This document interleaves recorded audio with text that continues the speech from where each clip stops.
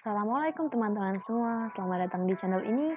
Saya Natasha Khofifah Firdaus akan menemani kalian semua untuk belajar mengenai salah satu bab yang ada pada mata pelajaran biologi SMA. Planet Bumi merupakan satu-satunya planet yang ada di tata surya kita yang memiliki beragam spesies mulai dari hewan, tumbuhan, dan manusia yang hidup di dalamnya. Kenapa banyak sekali spesies yang ada di dalam bumi? Jawabannya ada pada materi yang akan kita bahas kali ini.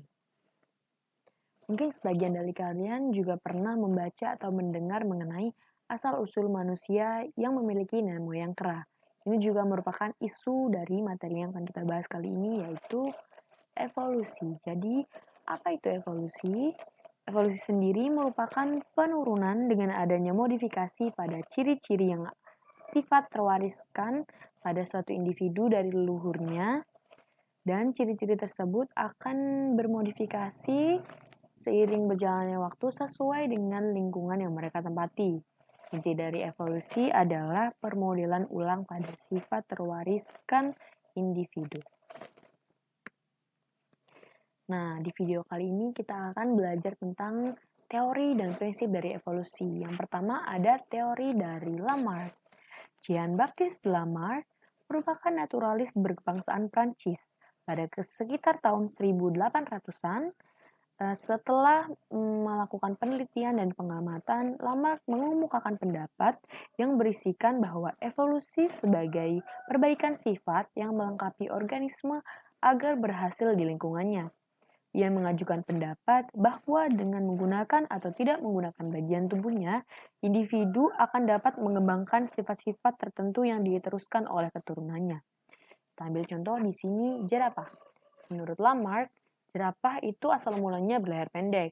Namun karena seiring berjalannya waktu, makanan menipis dan sisa-sisa makanan terakhirnya itu ada di tempat pohon-pohon yang tinggi, akhirnya jerapah ini beradaptasi sehingga lehernya memanjang. Dan ketika jerapah ini melakukan reproduksi, anak yang dihasilkan juga akan berleher panjang pula.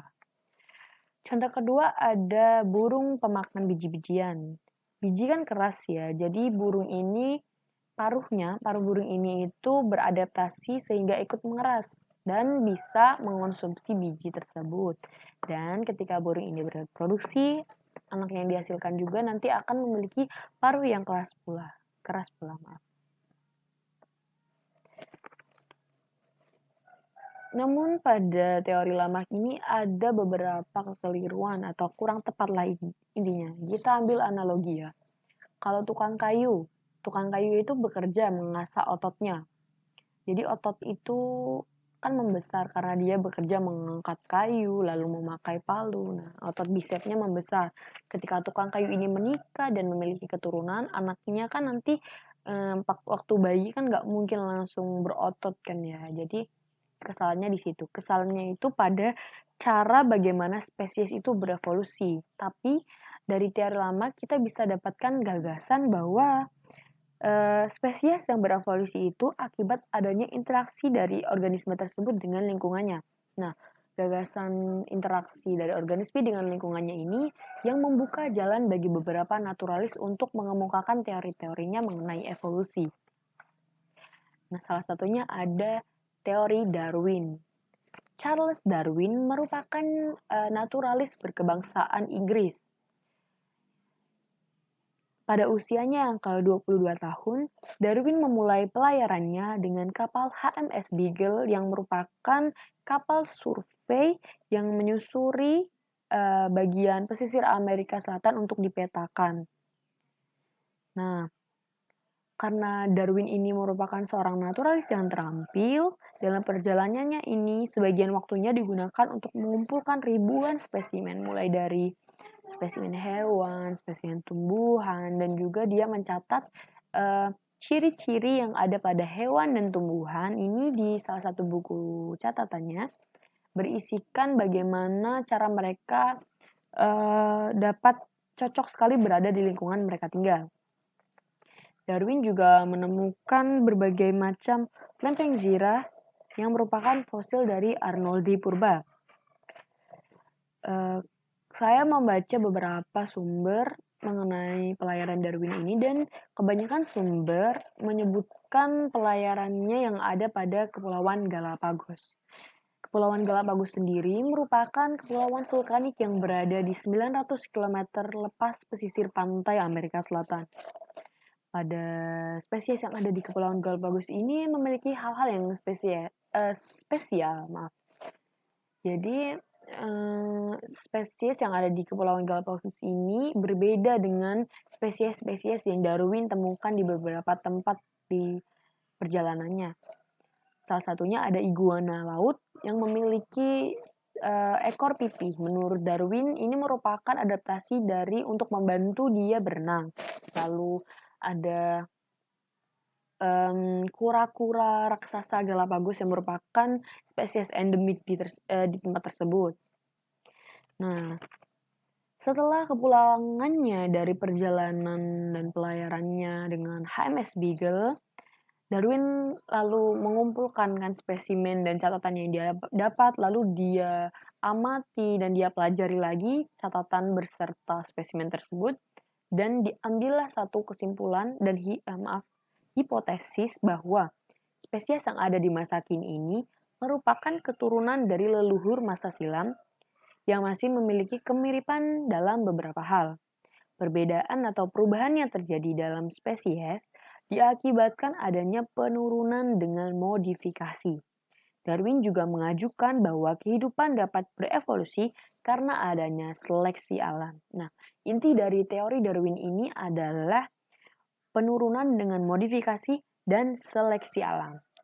Nah, sebelum kita membahas lebih lanjut mengenai seleksi alam, ada salah satu cuplikan video yang akan membantu kita memahami garis besar dari prinsip dari seleksi alam tersebut. Ini merupakan salah satu cuplikan dari film Finding Nemo. Nah, di cerita ini tuh ada, ini di awal-awal ceritanya ya. Nah, ibu dan ayah dari ikan badut ini kan dia bereproduksi sehingga memiliki anak, yaitu telur-telur tadi yang sangat banyak. Namun, ada faktor eksternal yaitu predator yang memakan telur dan induknya yang mencoba menyelamatkan.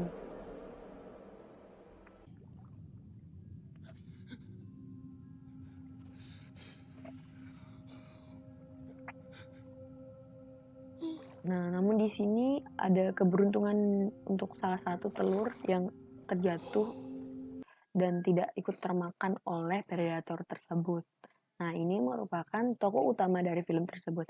Nah, jadi di sini saya ingin menjelaskan mengenai garis besar dari evolusi di sini kaitannya dengan seleksi alam yang berasal dari faktor eksternal gitu, mungkin dari predator dan persaingan lainnya. Akan kita bahas lebih lanjut di slide berikutnya ya. Jadi seleksi alam sebagai mekanisme evolusi. Jadi Darwin ini mengatakan gitu kan ya. Seleksi alam ini intinya adalah pada adaptasi dan bertahan hidup. Karena pada dasarnya setiap individu yang lahir akan saling bersaing dan untuk bertahan satu sama lain agar bisa hidup dan bertahan dari kerasnya lingkungan dia berada gitu. Kita ambil contoh di sini ada anak ikan yang sangat banyak tadi saudara-saudaranya Nemo, karena nggak mungkin gitu ya anak ikan, maksudnya telur ikan ini akan bertelur dan akan hidup semua. Sebagian mereka mungkin akan dimakan predator, lalu tidak bisa bertahan dengan cuaca ekstrim pada lingkungan, lalu ada mungkin dari faktor internya pada DNA-nya mungkin kecacatan atau yang lain-lain. Atau mungkin yang lebih parahnya adalah dia dimakan oleh induknya sendiri. Jadi yang dapat bertahan, yang dapat beradaptasi, itu yang akan lolos dari seleksi alam ini. Contoh lain mengenai seleksi alam ada pada revolusi industri, ngengat piston berwarna terang dan gelap. Sebelum revolusi industri, populasi dari ngengat terang ini tuh lebih banyak daripada ngengat yang gelap ya, karena ya predatornya itu masih bisa lah untuk memakan si mengangkat yang gelap daripada yang terang. Namun, sejak adanya revolusi industri yang mengakibatkan banyaknya polusi di mana-mana sehingga mengakibatkan ngengat yang berwarna terang ini tidak dapat beradaptasi dan akhirnya termakan oleh predator. Nah, faktor internnya tuh kebanyakan dari predator ya teman-teman, seperti yang telur ikan tadi. Next ada harimau. Ini kita ambil contoh pada harimau yang ada di Indonesia agar lebih dekat ya dengan kita. Jadi ada 3 macam harimau di sini. Ada harimau Jawa, harimau Bali, dan harimau Sumatera yang masih ada sampai saat ini. Kalau menurut dari pendapat saya, mungkin harimau ini tidak dapat bertahan hidup dan tidak dapat melewati seleksi alam karena sifat harimau yang teritorial dan membutuhkan jangkauan wilayah yang sangat besar. Jadi kan karena jangkauannya besar, dia berkeliaran untuk mencari makan. Nah, manusia ini kan pasti merasa terancam ya karena dia juga bisa jadi sasaran mangsa untuk makanan harimau. Jadi untuk di wilayah Jawa dan Bali, harimau ini lebih di keperburuan oleh manusia karena merasa terancam dan juga ada juga diperdagangkan legal ya, ampun sedih sekali kan ya. Namun yang harimau Sumatera masih bisa bertahan karena mungkin dari pendapat saya sendiri itu populasi dari penduduk yang ada di Jawa, Bali, dan Sumatera itu kan lebih besar yang ada di Bali dan Jawa ya waktu itu. Jadi memungkinkan perburuan banyak terjadi di sana daripada di Sumatera. Jadi kita harus bisa melestarikan satu-satunya harimau yang ada di Indonesia ini ya teman-teman agar tidak punah. Next. Nah, dalam seleksi alam ini menurut Darwin, individu dengan warisan sifat tertentu akan sintas dan bereproduksi dengan individu dan warisan sifat yang berbeda, lalu menghasilkan keanekaragaman modifikasi. Ini contoh dari keanekaragaman modifikasi yang dimaksudkan Darwin, yaitu kumbang kepik. Jadi individu satu seumpamanya yang ini memiliki sifat total-totalnya sedikit, lalu dia menikah dengan kepik yang lain namun memiliki sifat yang berbeda, total-totalnya lebih banyak, lalu dia menikah, lalu mungkin saja memiliki anak dengan kepik yang ada yang banyak, ada yang sedikit, ada yang mungkin tidak bertotal-total gitu kan. Ini merupakan keanekaragaman modifikasi yang dimaksudkan Darwin. Selanjutnya ada lagi untuk seleksi alam yaitu karena konsep dari seleksi alam ini sedikit susah untuk dipahami, jadi Darwin mempersempit dari perspektifnya mengenai seleksi alam dengan gagasan seleksi buatan. Jadi kita ambil contoh seleksi buatan itu seperti ini teman-teman. Ketika petani dan peternak membudidayakan spesies yang sama namun memiliki warisan sifat yang berbeda. Contoh, tomat yang berwarna hijau disilangkan dengan tomat yang berwarna kuning. Nanti hasilnya tomatnya berwarna apa? Mungkin ada yang hijau kekuningan dan lain sebagainya. Tujuan dari adanya seleksi buatan ini adalah untuk memunculkan sifat unggul dari spesies tersebut. Nah, contohnya di sini ada tomat. Kalau petani tidak melakukan seleksi buatan dengan menyilangkan berbagai spesies tomat, tidak mungkin ada spesies tomat yang besar. Karena menurut berbagai sumber, asal-usul tomat yang dari Peru itu berukuran hanya sebiji beri. Ya, beri. Jadi kecil. Dengan adanya seleksi buatan sehingga sifat unggul dari berbagai macam tomat dihasilkan tomat yang besar, berwarna merah, dan manis. Tadi kan kita membahas mengenai seleksi yang terjadi pada beberapa hewan di masa lalu dan mungkin sebagian ada di masa yang beberapa tahun yang lalu ya. Nah, seleksi alam juga tuh masih bekerja sampai saat ini. Kita ambil contoh dari serangga yang ada di rumah kita. Banyak banget kan pasti kalian pernah menjumpai kecoa ya. Ini real story aja ya. True story apa real story ya. Nah, pokoknya Saya tuh pernah kan ya membasmi kecoa di kosan dengan pakai obat kecoa yang ini juga sama. Nah, setelah saya semprotkan ini, ada kecoa yang mati, ada juga yang hidup. Yang ini membuktikan seleksi alam. Seleksi alam yang dibuat di kosan. Nah, kalau yang mati ini dia nggak bisa bertahan dari seleksi alam karena ya tidak resisten, tidak bisa bertahan, akhirnya mati. Namun yang bisa bertahan dia itu udah resisten dengan bahan-bahan kimia ini, sehingga dia masih bisa hidup. Ini sebel sih kecoa ini. Kita next aja ya. Seleksi alam juga bekerja untuk kita sekarang di tahun 2020 ini kan kita menghadapi pandemi ya kan, COVID di mana-mana. Nah, jika kita tidak bisa menjaga kebersihan, tidak memakai masker, makan sembarangan, hangout dengan temen tapi terlalu banyak gitu kan, nggak tahu kalau dia terinfeksi atau tidak, itu bisa menguji kita ikut dalam seleksi alam ini. Jadi kita harus bisa menjaga imunitas kita supaya kita bisa kuat untuk tetap bertahan hidup dari adanya pandemi COVID ini gitu. Kita kan tadi udah membahas mengenai evolusi, prinsip, teori, dan lain sebagainya. Jadi, apa sih bukti dari adanya evolusi ini? Jadi, ini adalah beberapa bukti adanya evolusi. Yang pertama ada bukti fosil.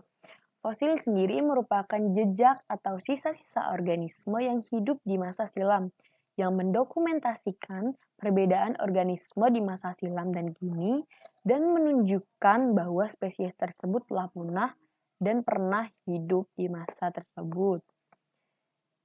Fosil ini biasanya meliputi bagian keras dari hewan seperti yang mengandung mineral. Contohnya ada gigi, tulang, dan cangkang pada hewan laut. Kita ambil contoh di sini ada tengkorak dari primata, ada dari spesies Homo erectus, lalu Australopithecus afarensis, Homo heidelbergensis, Homo neanderthalensis, Homo cro-magnon, dan Homo sapiens. Kalau dari beberapa sumber yang saya baca, kita atau manusia di Asia dan Eropa itu memiliki sekitar 1-4% DNA dari Homo neanderthalensis, teman-teman. Itu sekilas info ya. Selanjutnya ada jejak kaki dinosaurus. Lalu ada gigi dari hiu raksasa purba megalodon. Next. Fosil ini juga ada yang ditemukan dalam bentuk di dalam batuan endapan yang terbentuk dari pasir, lumpur dasar laut, lumpur dasar danau, lumpur dasar rawa, ya. Endapan tersebut melapisi fosil dan semakin lama semakin tebal dan melindungi fosil. Contohnya ada fosil dari cangkang kerang yang ada di endapan batuan pasir. Ada juga fosil yang tertangkap atau terjebak di getah tumbuhan. Lalu ada juga fosil bayi gajah purba mamut yang terjebak di es. Dan ini juga tulang dari mamut yang terjebak di es. Selanjutnya yang kedua ada bukti homologi. Homologi sendiri merupakan analisis kemiripan pada bagian tubuh organisme yang berbeda. Kemiripan diperoleh dari garis keturunan yang sama. Kemajuan dari zaman mengakibatkan homologi ini tidak hanya terfokus pada struktur bagian yang sama saja, tapi juga pada DNA dari beberapa organisme. Yang pertama kita akan bahas pada strukturnya terlebih dahulu ya. Jadi diambil contoh di sini ada manusia, kucing, lalu paus, dan kelelawar. Di sini ada kemiripan pada struktur tulang di lengan, tungkai, sirip, dan sayap. Yaitu sama-sama memiliki humerus, sama-sama memiliki radius, sama-sama memiliki ulna, karpal, metakarpal, dan phalanges. Nah, ini merupakan penjelasan dari kemiripan pada struktur. Lalu yang kemiripan pada DNA ini bisa dideteksi dengan dalam mata kuliah yang namanya biologi molekuler. Jadi semakin banyak atau banyak persenan DNA yang mirip dari salah satu individu itu membuktikan bahwa nenek moyang mereka itu semakin dekat gitu. Ada hal yang spesial dari bukti homologi ini, yaitu pada struktur vestigialnya. Struktur vestigial sendiri merupakan sisa bagian yang tadinya itu pada nenek moyangnya itu berfungsi dengan baik atau memiliki fungsi. Namun ketika diturunkan pada keturunan selanjutnya, bagian-bagian tubuh ini tuh seperti tidak memiliki fungsi untuk keturunan tersebut gitu. Ada di bagian yang menonjol di telinga kera dan bagian di cuping kita ada tonjolan sedikit, itu memiliki kesamaan. Lalu pada usus buntu, lalu pada otot di dekat lemak jaringan kulit. Nah, saat kita mengalami kedinginan, lalu ketakutan, maka bulu ototnya akan bereaksi sehingga bulu-bulu ini akan naik gitu. Nah, pada kita ini tidak terlalu berfungsi ya teman-teman. Namun fungsi otot ini tuh sedikit memiliki peranan penting pada unggas, yaitu di bulu unggasnya ya. Ada juga fungsi homologi yang kita dapat yaitu pada janin, janin dari beberapa hewan, mulai dari ikan, salamander, kura-kura, ayam, kelinci, dan manusia yang di PPT ini. Bisa kita lihat pada fase yang pertama ini kita memiliki persamaan di bagian pada kepala, badan, dan ekor itu paling berbeda sedikit di besarnya ya, tapi di strukturnya ini sama. Nah, pada fase kedua inilah baru adanya terjadi perubahan bentuk. Yang pada fase ketiga akan lebih terlihat jelas perbedaan bentuknya. Namun pada zigot atau janin ya ini kalau bahasanya itu mirip lah intinya. Nah, ini termasuk bukti homologi. Selanjutnya ada pohon evolusi. Penjelasan dari pohon evolusi sendiri merupakan visualisasi riwayat kehidupan yang diibaratkan sebuah pohon yang memiliki pola percabangan berisikan berbagai macam ragam spesies yang dihubungkan melalui struktur homologi dari leluhur mereka. Visualisasi pohon evolusi ini merupakan gambaran dari teori Darwin. Nah, penjelasannya, jadi di sini kan ada lungfis, amfibia, mamalia, kadal dan ular, buaya, burung onta dan aves. Ada garis-garis ini membuktikan. Nah, di sini tuh kalau saya tarik garis di sini di sini itu ada garis dari leluhur mereka yang sama, leluhur yang sama ya. Dari lungfis sampai kepada dari lungfis sampai ke aves memiliki tungkai tetrapoda. Nah, tungkai tetrapoda. Lalu pada amfibia sampai pada aves memiliki amnion. Nah, lalu pada burung unta dan aves memiliki bulu unggas. Ini merupakan yang biru ini merupakan struktur homologi yang sama di semua individu ini. Ini merupakan gambaran dari pohon evolusi, teman-teman. Nah, kita sudah sampai di kesimpulan nih. Setelah apa yang kita pelajari dari beberapa bab yang tadi, dapat kita ambil kesimpulan bahwa evolusi adalah modifikasi sifat-sifat pada individu yang didapatkan dari orang tuanya atau leluhurnya. Dalam evolusi, berlaku seleksi alam sebagai mekanisme, dan hasilnya didapatkan keberagaman organisme di berbagai tempat. Evolusi sendiri akan terus berjalan selagi makhluk hidup ini tetap hidup di bumi. Semua teori yang saya sajikan di PPT ini merupakan teori terbaik versi saya yang saya baca dan saya dapatkan di beberapa sumber.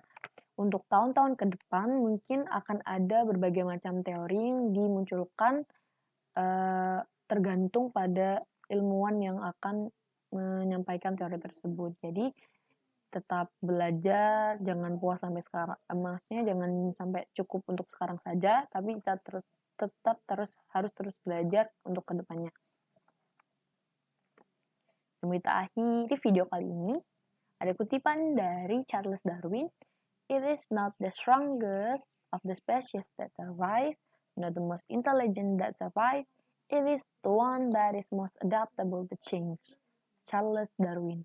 Artinya, bukan spesies yang paling kuat yang dapat bertahan, bukan juga yang paling rajin atau bukan yang paling pintar yang dapat bertahan, tapi yang dapat beradaptasi dengan adanya perubahan.